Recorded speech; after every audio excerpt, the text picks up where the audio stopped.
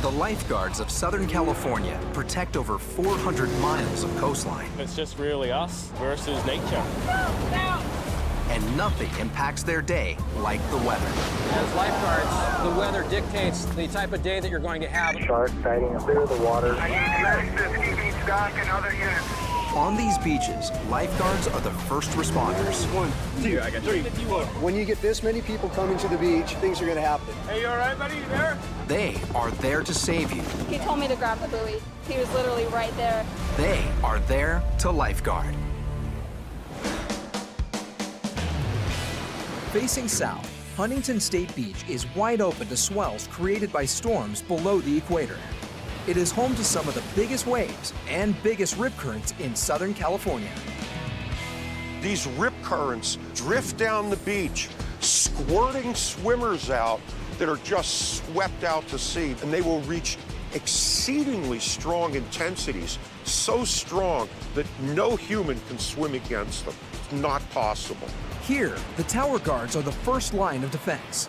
But when something happens too fast or too far away from the beach, there's always backup. Rescue boat personnel are deployed in teams of 2. The operator is responsible for getting the boat quickly and safely on scene. He must get as close to danger as possible without putting the vessel in jeopardy. The deckhand goes into the water to help victims back to the boat. He must be a strong swimmer and an even better decision maker. Today, Bobby Curry and Matt Kelso are working as a team. Bobby Curry's one of the best deckhands I've worked with. Sometimes I call him a Hawkeye because he spots everything. Matt he's got my life and my safety in his hands, and I trust him 100% with that. We're a good team, we have good chemistry, and it's always a pleasure to work with him. Today, the surf is about 3 to 4 feet. The tide is going to be dropping all day. With the low tide comes very strong rip currents. All that water comes in, it's got to go back out, finds the weakest point possible, and takes everything with it. It doesn't take long for the rip currents to strike. Dispatch to 32 swimmers outside Tower 3 right. Boat operator Ryan Gates heads to the scene. Driving a 30-foot rescue boat inside the surf line is definitely risky. We're constantly looking over our shoulders at the waves that are breaking towards our bow. But if we're broadside or turned a little bit and we take a decent-sized wave, there's probably going to be a lot of damage. I don't ever want to think of that boat rolling.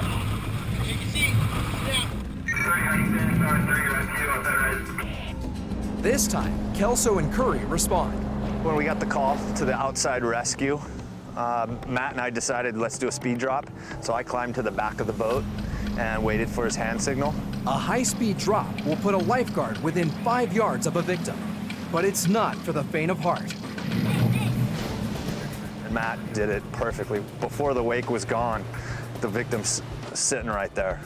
As predicted, today is turning out to be a busy one for Surfwatch. 15 standby, 2 bogey in a hole, and 13 second guard in.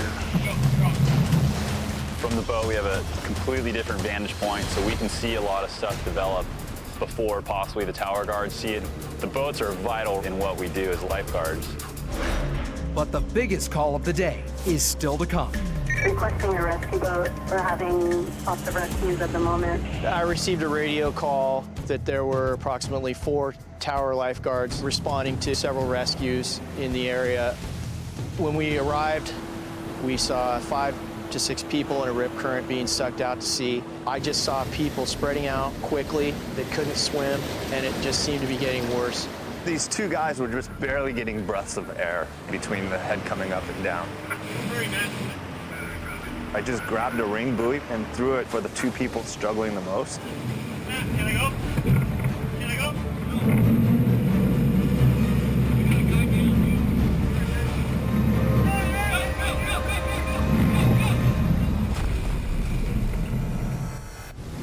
Meanwhile, to the south, at San Diego's famous Sunset Cliffs, the inland heat wave has pushed thrill seekers to the edge, and visitors are literally taking the plunge into the Pacific. Even though it's illegal to jump from above 5 feet, people often take the risk. But trouble can come quickly when the tide changes.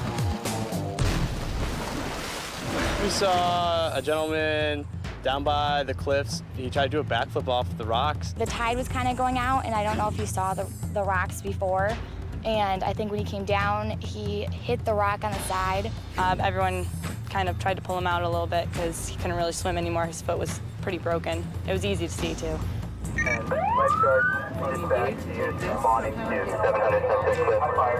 Additional info says patient out of water towards the end of the beach. The victim lies at the southern end of Sunset Cliffs in an area residents call Garbage Beach.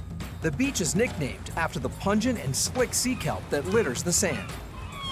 Ocean Beach Lifeguard Sergeant David Rains sends Jet 1 to the scene and heads for Garbage Beach. 22 from Lifeguard 1 Sam. We had a report that the patient was down at the south end of the beach. I responded on our PWC. When I got on scene, we just kept him stable. Then it was just taking care of the patient. San Diego fire personnel and Jet 1 operator Ryan Graves arrive on scene at the same time. The victim is a 27-year-old male. Graves heads back to Jet 1 to radio a report to Sergeant Rains. We have a stable patient with a possible right leg ankle fracture, so we'll need a stretcher to get him to the bottom of the rope and then a lift system to get him to the top. Copy that. Since the firefighters and the paramedics determined that the patient was not critical, we needed to go ahead and get a stretcher down to the patient. Sergeant Rick Strobel arrives to assist in the difficult extraction. Sergeant Rains quickly assigned me to set up the haul system. What we try to do is we try to send 7 people to a cliff response to handle all the responsibilities associated with extricating the patient. We effect over 50 coastal cliff rescues each year. We're all trained to get over the cliff in less than 10 minutes. We've got a litter wheel that we can go ahead and bring on down. We need one more roller for ice cube tray on this little hump right here.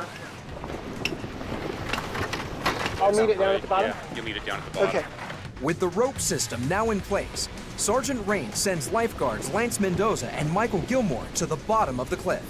His ankle was really puffy and clearly broken. He was in a lot of pain. The victim's pain is increasing by the second. Medics must act fast before he slips into shock.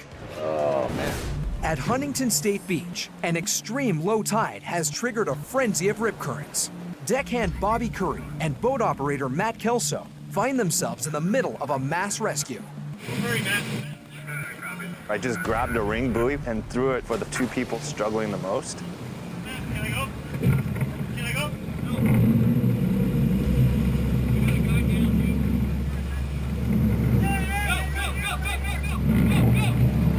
They're basically drowning, and when they're drowning, they'll grab whatever is in their hands. And this guy just decides to grab on me and use me as his buoy. At this point, I'm looking around, making sure everybody's safe, and they're not. I saw 2 other people in a rip, so I grabbed the second ring buoy and threw it off to another victim. Time was of the essence. If I can't bring people aboard quickly, we risk injuring the victims if we get caught broadside in the surf. Just stay there, I'm gonna pick you up, okay? Everything's gonna be okay.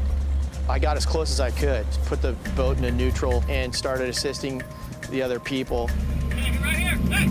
There were 3 victims. I was able to get 2 on board, and I just noticed the boat was sideways to the surf. To make matters worse, another swimmer's been caught in a rip and is drifting out to sea. It was just a matter of time before he was going to submerge. All the victims were spread out, and there was only 1 deckhand and 1 boat operator. I really thought that we were going to have at least 2 or 3 drownings on that particular rescue. 1930, requesting tower guard assistance outside 3. Tower guards from the beach are trained to get in the water and assist the boat if needed. Lifeguard Michael Fales is the first tower guard in the water. I responded to help back up the boat, and by the time I got out there, there's another group of little kids getting pulled out. So rescue can develop and become larger as the rips become stronger. With Lifeguard Fales in the water, the crew works to corral the victims. But in these conditions, no one will be safe until everyone is on the boat. Once I got the 3rd victim on board, I repositioned the boat, backed in, grabbed my deckhand and his 2 victims. We assessed the scene and moved down and grabbed 2 other victims. We gathered up as many tower guards as we could. Once everybody was safe, we moved to a location where there wasn't a rip current and I could get them close to shore. At that point, we dropped everybody off and they were assisted by the tower guards into shore. If the boat wasn't there, we would have had a different story completely. We would have been looking for bodies probably.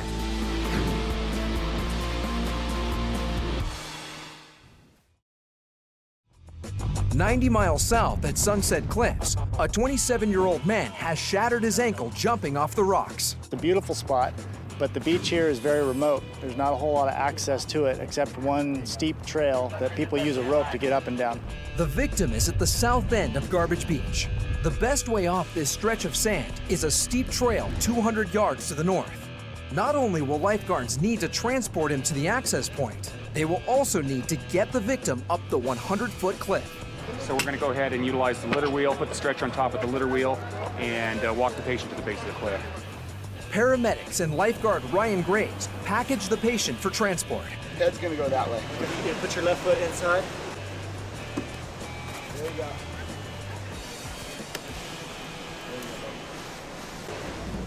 Due to the condition of his ankle, the medics must first administer morphine to ease the intense pain. The victim arrives at the foot of the cliff's access point, but he is not out of danger yet. The vertical haul could injure his leg further if not done with care. If that patient was critical, had a cervical spine injury or internal injuries or compound fractures, then a whole other story. We would have to expedite our rescue response. And then other means of getting the patient off the beach are warranted. But when we have a patient that's not critical, that cliff rescue is the easy way to go. Okay, ready to haul. All the way. Hauling slowly. Haul slowly. I became the rescuer at the feet just to get up to the first flat section. And then Lance Mendoza and I took the patient the rest of the way up. How you doing, Kevin? No problem. Okay, we're stopping, taking a bite. Keep going. Once the man is brought to the top, paramedics transport him to a waiting ambulance. All right, good luck, man. Thank you. Appreciate it. We have people jumping in the water that have no business in the water. The rocks are not very forgiving. We get a pretty remote location like that, and all of a sudden you've got a broken ankle. Is it really worth it?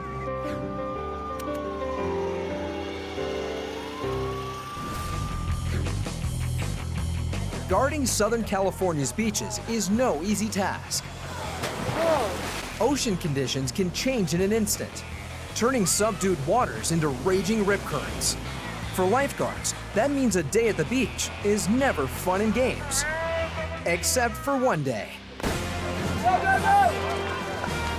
The California Surf Life-Saving Championship. This once-a-year competition is very similar to the Olympic Games. Instead of countries sending their best athletes, beaches send their best lifeguards. Each event is designed around a lifeguard skill, like swimming for speed, paddling to a victim, and even racing into the water.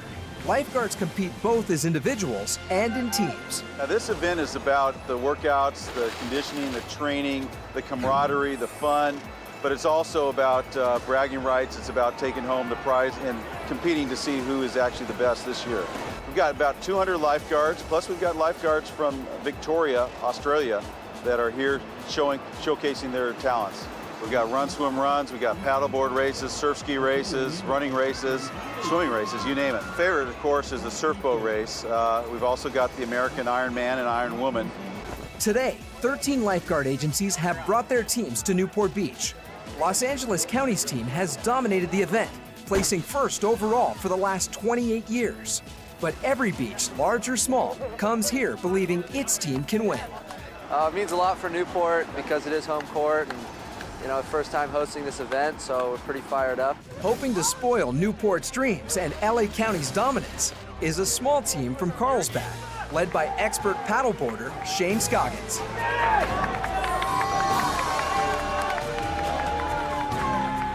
Lifeguard races are just part of reinforcing the family and the community and culture of lifeguarding. So today my personal goals are to represent my department and kind of fly the flag. In the overall rankings, I'm somewhere around second, so hopefully if I could keep scoring points, I might be top 5 or 6. A veteran guard of the California State Park System, Scoggins has spent most of his life near the ocean. Me surfing in the beaches in Santa Barbara, and that led me to the junior lifeguard program, and I'm kind of a product of that program. I attention in front of the lifeguard tower. Now would be a good time to find your footing and move your way towards shore. 2.5 years in, I was dead set. I'm going to do everything I can do to get myself in a position where I can be a permanent. So all my eggs went into that basket, and fortunately it paid off. It's what's happening on the periphery of the rip that we want to try and do. Lifeguarding's a job, but it's bigger than showing up and clocking in and making rescues. It's how you assert yourself in the ocean and how you interact with other people, whether it's the public or your other guards. With the day coming to a close, LA County has already locked in their team's victory. Well, they have a very large department. They have a commitment to training, and they've just got some excellent athletes. After over 25 events, only one remains, the 2-man swim and rescue board relay. A victory here could propel Scoggins to his first ever individual medal. For Newport Beach, who are winless for the day, this is their last chance for glory. This is a 2-person relay. The first contestant swims to the buoy. After that, his partner will race out on a rescue board, and together they will paddle in. Scoggins is second in the water and quickly takes over the lead. It's a close match, but this race hinges on the exchange. Halfway in, Newport pulls into a slight lead. Newport crosses first. Scoggins and Carlsbad are right behind. Extremely successful event. I couldn't be prouder of all the lifeguards today. They put forth great effort. It was a great competition. The weather was fantastic, and the city of Newport Beach hosted regionals for the first time, and hopefully we'll be able to come back and do it again. When I hit the water, I had some real bad wave karma. I had one good closeout when I was entering, and then another wave halfway out, and that's the fun thing about surf racing is you can't control it all. It always feels good to represent my department well. I'm just glad that we get to enjoy the ocean. I'm glad that I live here, and then to do well is just icing. I'm sunburnt, I'm tired, and I'm hungry, but it feels amazing.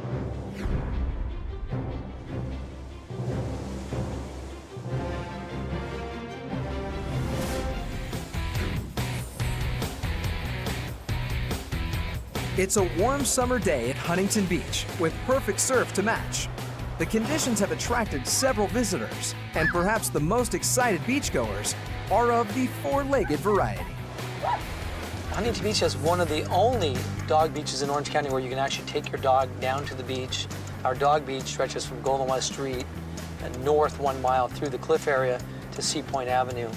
And very popular amongst dog owners. We have people that drive as far away as an hour because where else can you take your dog down to the beach and run in the sand? Marine Safety Officer Mike Bartlett is on patrol just south of the dog park. Dog versus person at Dog Beach area. Looks like the Tower 22 guard is on scene. It's going to be about 200 yards north of the tower on the berm line. 20 copy just north of 22. 2 dogs have gotten into a fight at the crowded dog beach. When one owner attempted to intervene, the larger dog attacked her. Tower guard Melissa Jester is on scene treating the injured woman. You do need stitches? Bartlett arrives on scene, and lifeguard Jester updates him on the patient. There's like a bunch of bigger dogs, and then my dog was just like curious, and he went and like was sniffing around. The dog just bit him, and then I went to grab my dog, and he re-clamped with my hand on my dog.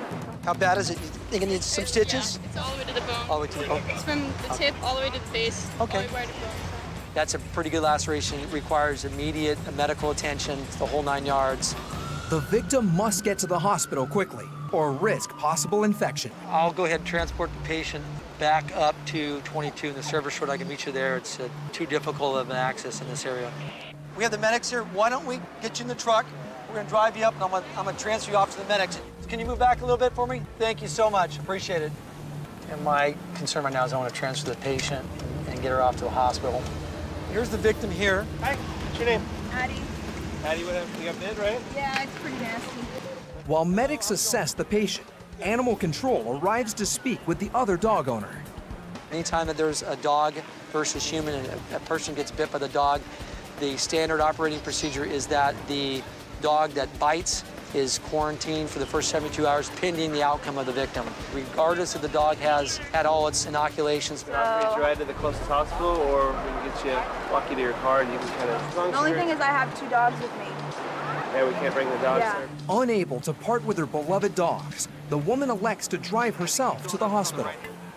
It was the other girl's dog, a 75-pound American Bulldog. It's only 11 months, so it's a pretty big dog. I haven't seen the dog. The husband has a dog up here somewhere. You guys might have drove right past him.